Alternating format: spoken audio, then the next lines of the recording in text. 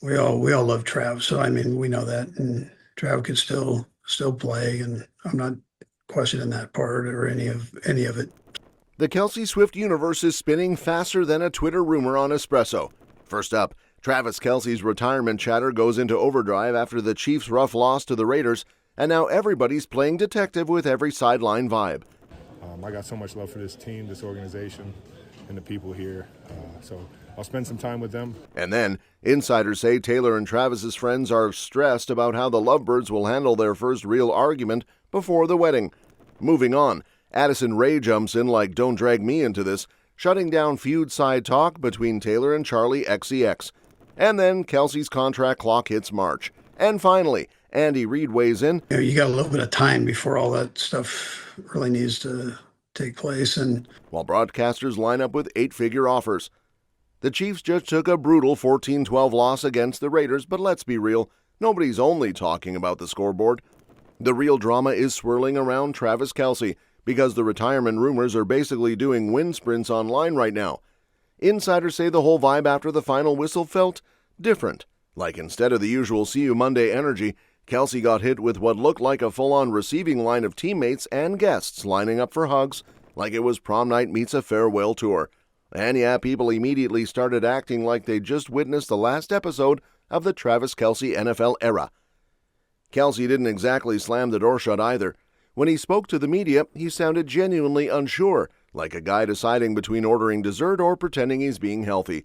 He reportedly hinted that retirement is still very much on the table, and that this year feels a little heavier than last year, because last year he apparently knew pretty quickly he wanted to run it back.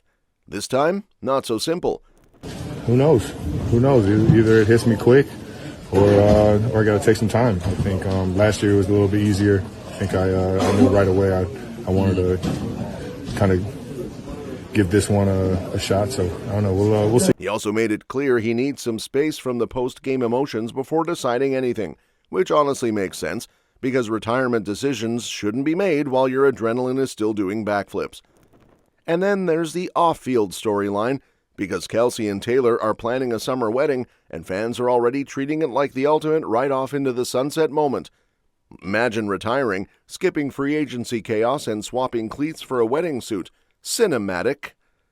Kelce plans to give the Chiefs a clear answer by March so the team can sort out the roster properly, which is both considerate and also the most Kelce way to keep everyone guessing until the last possible second. The season kind of restarts in April, and I want to give the Chiefs a good opportunity to, whether I come back or not, and vice versa, like whether they want me back or not. It's one of those things where I'd like to make that decision before they got to get draft picks and the free agency opens, so that it gives them an opportunity to go out there and fill the roster appropriately. So.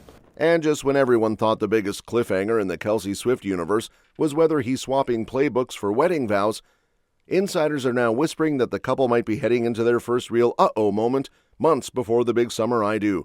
Because apparently while the internet is busy planning their seating chart like it's a national holiday, their friends are sitting there like, cute, but have you all ever had an actual argument? According to people in their close circle, Taylor and Travis have been floating in that dreamy rom-com bubble where everything feels effortless, like they're living in a highlight reel with background music and perfect lighting. But some friends are starting to get nervous because, hello, real life doesn't come with an edit button. One source suggested the reason things look so flawless is because they haven't really hit that stage where you argue about normal couple stuff, like who forgot to reply to a text, why someone's always late, or why a hoodie mysteriously disappears forever. And their inner circle reportedly thinks that when the honeymoon phase eventually meets reality, that's when the relationship gets its first proper stress test. Apparently, the big concern is that both of them have strong personalities, which is honestly a polite way of saying neither one is exactly the sure babe whatever you want type. Friends think the pressure is going to crank up sooner rather than later because there's a long-distance, non-stop career commitments and the kind of schedules that make normal couples look like they're basically unemployed. People close to them reportedly believe they'll eventually have to navigate disagreements, and the real question is, do they handle it like grown-ups, or does it turn into the emotional equivalent of a 2-minute drill with no timeouts? To make it even spicier, this chatter comes right after Travis reportedly mentioned that he and Taylor have never really argued about anything, which sounds adorable but also makes their friends go, wait, never? Not even once? because even couples who share fries peacefully end up debating thermostat settings at some point. Well, it's only been 2.5 years, and you're right. I haven't gotten in an argument in 2.5. For now, neither Taylor nor Travis has responded to the speculation, so the public is basically left refreshing for updates like it's an album drop. And speaking of people refreshing their timelines like their thumbs are paid actors, Addison Rae just popped up to address those spicy rumors about tension between Taylor and Charli XCX. Because apparently in 2026, the biggest crisis isn't global warming, it's whether pop girls are side-eyeing each other backstage. So Addison, in a recent interview, gets hit with the classic pick-a-side question.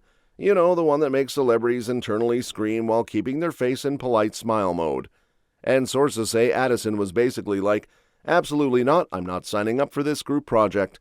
She made it pretty clear she's not trying to be drafted into anyone's pop war like it's Team Edward versus Team Jacob, because the internet loves turning every interaction into a UFC weigh-in. She's got a whole philosophy about it. What people see online is just the tiniest slice of what's actually happening, like you're looking at one crumb and calling it a whole cookie. Addison reportedly hinted that a lot of the real stuff goes down quietly, behind closed doors, in studios, in weird producer meetings where everyone says creative direction 47 times and nobody actually knows what it means. She suggested that when rumors pop off, it's often less about two artists being in a personal feud and more about the behind-the-scenes chaos. Producers with opinions, creative disagreements, awkward conversations that never make it to social media, and private talks that are way too boring for Twitter but somehow get turned into a conspiracy anyway. And honestly, she's not wrong.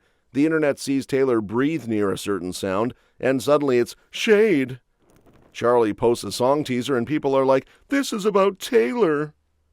Look, sometimes a synth is just a synth. Addison's vibe, according to sources, is basically I'm friends with people, I make music, I'm not here to referee a pop culture cage match. Because imagine waking up, checking your phone and realizing you've been assigned a side in a feud you didn't even know existed. That's not a career move, that's a stress rash. And while she's dodging drama, Travis Kelce's contract is counting down like a microwave timer that won't stop beeping in March. With the Chiefs season ending early, everyone's staring at Kelce like he's the season finale. He's keeping it family first and taking his time, while Andy Reid is basically saying there's still a little breathing room before the big decision. Teammates are still hopeful because Kelce led the team with 851 yards and hit 13,000 career yards too. Like, even your maybe comes with records. And now Andy Reid is giving the latest update on Kelce's future, while the Chiefs players are literally packing up their lockers like it's the last day of school and everyone's pretending they won't miss each other. The whole building feels like that awkward moment when you're saying goodbye but nobody wants to be the first one to leave. After a rough 6-11 season and missing the playoffs, the team clears out on Monday, and naturally all eyes are locked on Travis Kelce because nothing says postseason drama like a superstar potentially walking away at 36. Reid is doing his usual calm coach thing, basically telling everyone to relax and stop acting like they need the answer in the next 5 minutes. He's making it clear that Kelce still absolutely has the juice to play at the highest level, and he's not questioning that at all. He's just saying the man deserves some time to actually think like a human being, not a vending machine that spits out decisions when you press a button. You know, you got a little bit of time before all that stuff really needs to take place, and we all love Trav, so I mean we know that, and Trav could still play, and I'm not questioning that part or any of it. Reid also hinted that this is pretty much the same process as last year. There's time, there are variables, and everyone just needs to breathe. It's a little bit the same way we looked last year. I got asked kind of the same thing, and you know, you got a little bit of time there to figure everything out. Meanwhile, Kelce looked seriously defeated heading back to the locker room after the Raiders' loss, like someone just told him the fries machine is broken. And when reporters asked him about his timeline, he leaned into the emotional side. He's proud of the guys for showing up, giving effort, and finishing strong even though the season ended in the most annoying way possible. He's planning to go through the usual exit meetings, spend time with the team, then get close to his family and really figure out what's next. Proud of the way we finished this, even though, it ended the way it did. Guys still showed up, gave it their all, and that's all you can ask for, man. And I got so much love for this team, this organization, and the people here. So I'll spend some time with them, go through exit meetings tomorrow, and get close to the family and figure things out.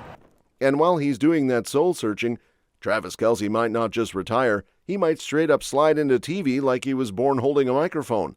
The broadcasters are already circling like it's Black Friday, and Kelce is the last PlayStation on the shelf. And honestly, can you blame them? The man has charisma, fame, and the kind of camera chemistry that makes even a boring pre-game segment feel like a party. If Kelce hangs up the cleats, he's expected to be a top-tier target for the broadcast booth, not as a cute little let's-try-him-out experiment, but as a full-time #1 guy. Like not sideline reporter holding an iPad, more like top booth seat main event give him the big chair. Sources even hint he could be looking at an 8-figure salary, somewhere in the casual $10 to $20 million range, because apparently being Travis Kelce comes with a built-in upgrade package. Now yes, NFL broadcasting is already stacked like a loaded fantasy roster. You've got big names everywhere, and plenty of ex-stars who actually break down coverages like they're teaching a college class. But Kelce's star power could let him cut the line the way certain legends did when they retired, and instantly walked into premium TV gigs. And Kelce's already been warming up for this life anyway. Between co-hosting New Heights with Jason, popping up in TV and film cameos, and even hosting that Are You Smarter Than a Fifth Grader reboot, the guy's basically been auditioning for Hollywood while still running Roots. That's all for this video, folks. We'll see you next time.